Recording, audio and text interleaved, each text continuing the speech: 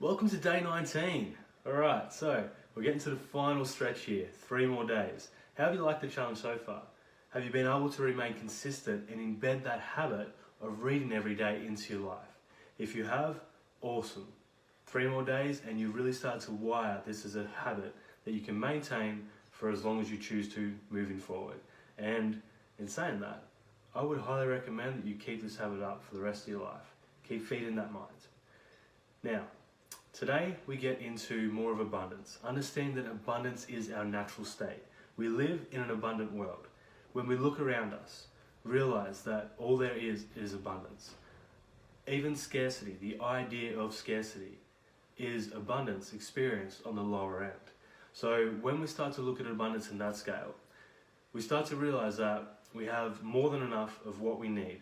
And if we think we don't, it's because we think we don't and we believe in the fact of not having that we start to experience that, understanding that everything starts as flawed. Now, being broke. Broke is a temporary state. I don't know if you've ever had no money in your account or been in the red before. Maybe you've had more month than you've had money. Now, if you've had that experience before and you've been in the state of being broke, that's a temporary state. It's not a state that you need to stay in. However, if while you've been in that state, you start to become poor, being poor is a disease of the mind. And when we say disease of the mind, it's a dis-ease of the mind. Does it feel good to be poor? Does it feel good to feel in lack or in scarcity? No, it does not. So, how do we change that? It's not about the amount of money that you have. It's not about if I had this amount of money, then everything would be good. That's not how it works. Because the problem's still in here. Even if you had all the money come to you, I don't know if you've heard much about what happens to the majority of lottery winners, people that win big money.